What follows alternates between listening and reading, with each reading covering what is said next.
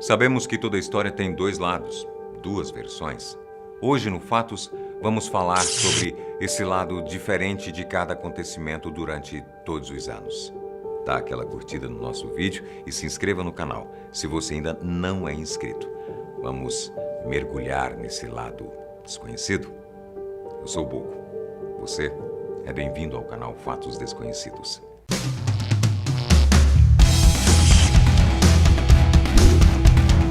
Número 1. Estávamos melhores caçando e colhendo. Nossos ancestrais, antes de descobrirem a agricultura, viviam muito melhor, caçando e colhendo. Eles trabalhavam apenas poucas horas por dia, tinham uma alimentação mais saudável e menos doenças crônicas. Cientistas analisaram restos mortais de antigos caçadores da Grécia e Turquia. Ocorreu um déficit de altura depois que os seres humanos optaram pela agricultura. A agricultura trouxe a desigualdade social. Um fazendeiro com boa terra poderia contratar trabalhadores, enriquecer e expandir o seu território, até que ele finalmente se tornasse um governante. As condições das mulheres também mudaram. Enquanto antigamente elas trabalhavam juntamente com os homens na caça e colheita, a agricultura desestimava as mulheres e as levava ao papel doméstico de cuidar das crianças e manter a casa. Número 2. Os Estados Unidos provocaram o Japão na guerra. Segundo algumas fontes, o governo do presidente Roosevelt, que começou tudo para garantir um favor de uma guerra contra a Alemanha, impuseram várias sanções e embargos que prejudicaram a economia do Japão, fazendo com que os japoneses tomassem a escolha de atacar os Estados Unidos. O que torna essa teoria plausível é o Memorando de McCollum, escrito em 1940, recomendando 8 maneiras do país americano a provocar o Japão.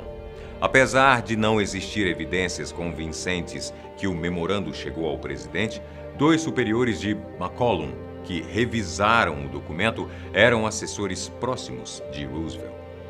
Número 3. Os bombardeios atômicos foram desnecessários.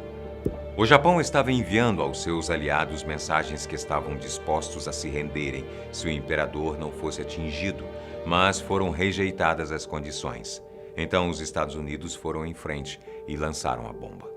E no final, eles deixaram o imperador manter o seu lugar entre os japoneses, quando a guerra teve o seu fim. O que levou a essa atitude do país americano foi para, segundo os revisionistas, amedrontar os soviéticos e conter o crescimento do comunismo. Mas acabou tendo efeito contrário, já que os soviéticos apressaram o programa atômico e detonaram sua própria bomba 4 anos depois do fim da guerra. Número 4. Os britânicos nunca iriam vencer a guerra revolucionária. Apesar de retratarem os colonos como oprimidos contra uma potência britânica, o que de fato aconteceu foi ao contrário. Os britânicos foram superados e desarmados, pois estavam em menor número. No início, o exército da Inglaterra estava sobrecarregado e ocupado com uma aliança franco-espanhola-holandesa.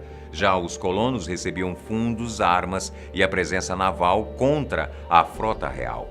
Os americanos conquistaram sua independência porque continuaram a lutar, sobrevivendo à guerra e ganhando pontos, enquanto poderiam ter jogado a toalha. Enquanto os britânicos tinham de ganhar tudo para poder vencer essa guerra.